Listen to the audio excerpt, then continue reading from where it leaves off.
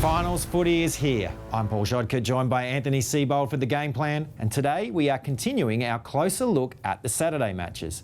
The qualifying final features the Sharks hosting the Cowboys, and Seibs, this is a battle of the young coaches, both Craig Fitzgibbon and Todd Payten's first appearance in the finals, and it is as much their game planning that has turned the fortunes around for both sides.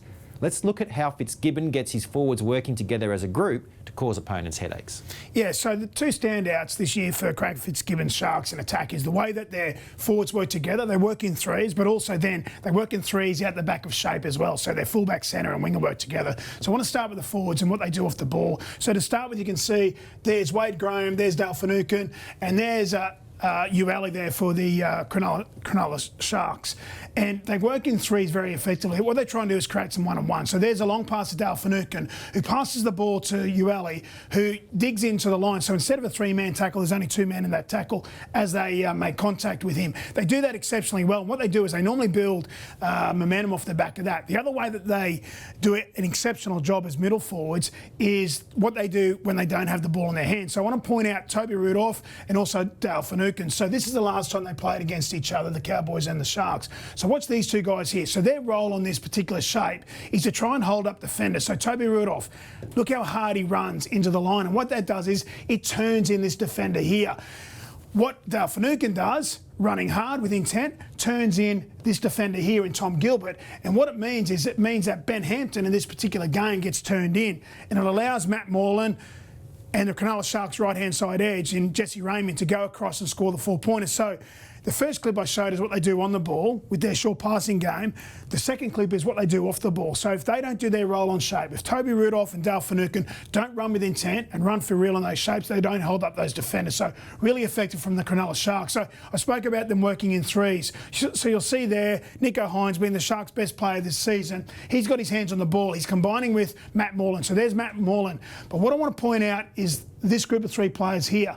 So there's William Kennedy, Sivitalakai and Ronaldo there, who are close together in what I call slingshot shape. And what slingshot shape means is they come around the corner all together. So it actually makes the Manly Seagulls right-hand side edge defence passive. So have a look at this as they come around the corner. So there's Sivitalakai. So you can see Saab for the Manly team. He's backing off because they don't know whether to go and jam or whether to be passive and hold. They hold on this occasion. And big Sivitalakai, he doesn't need an invitation to take the line on. Really good play there by the Cronulla Sharks, but they work in three, not only with their forwards, but with their back line attacking shapes as well in that slingshot shape. High-level coaching skills by Craig Fitzgibbon. Let's move to the Cowboys and Todd Payten. He too has a few ways he likes to extend opposing defences, and one way has been through the kicking game of his halves combination, Chad Townsend and Tom Dearden. Yeah, so Chad Townsend's brought so much to the Cowboys we know this year, but Nene, the right-hand side edge back row, he's been outstanding. So he's obviously got a record there for forwards for the North Queensland Cowboys, try scoring in a season.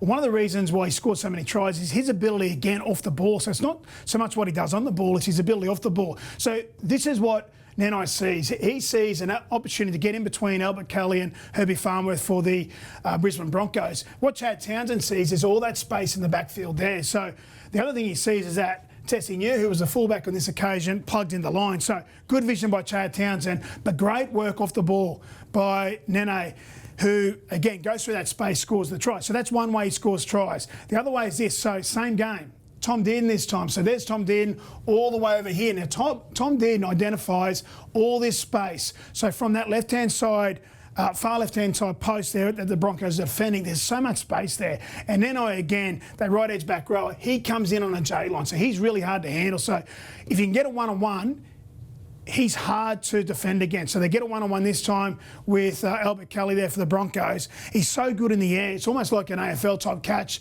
with his hands off his chest and catching the ball at the highest point. Really good job, goes over and scores the 4-pointer. So that's one way that this year the Cowboys have scored so many points on that right-hand side edge through their kicking game of Chad Townsend and Tom Dearden in particular. Let's talk about their $10 million man, Jason Taumalolo. He's always been a hard man to tackle, but now he's added some ball playing to his skill set. So not unlike his coach, Todd Payten, when he played at the West Tigers, Canberra Raiders and the Roosters back in the late 90s and early 2000s. So Todd was a really good ball playing middle forward. Jason Taumalolo, we know, has been so disruptive over his career by breaking tackles. He's really hard to handle. But the thing I like about this year and his game is the added I suppose, option of a pass. So you can see Griffin Neame pushing in support here on Jason Taumalolo. So he's got a couple of options. In the old days, Jason Taumalolo would have just gone, showed and digged into the line, tried to get a one-on-one with Jake Turpin there from the Broncos. But actually what he can do now is he actually can pass short. And you can see Adam Reynolds and Keenan Palasia for the Broncos. So these two defenders here, they're not quite sure what's going on because normally they know that Taumalolo runs into the line with great intent. So short pass creates a one-on-one.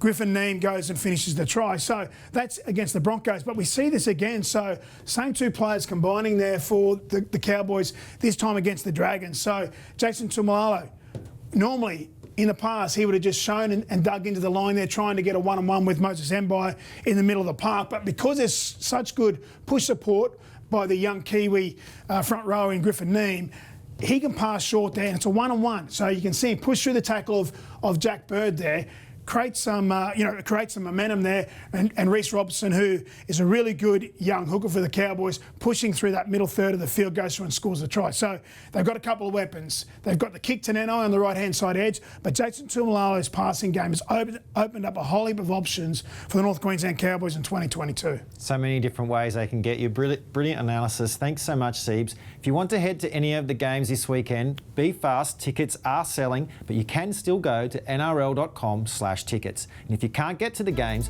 you can still watch it on Channel 9, Foxtel, Sky New Zealand or Kayo.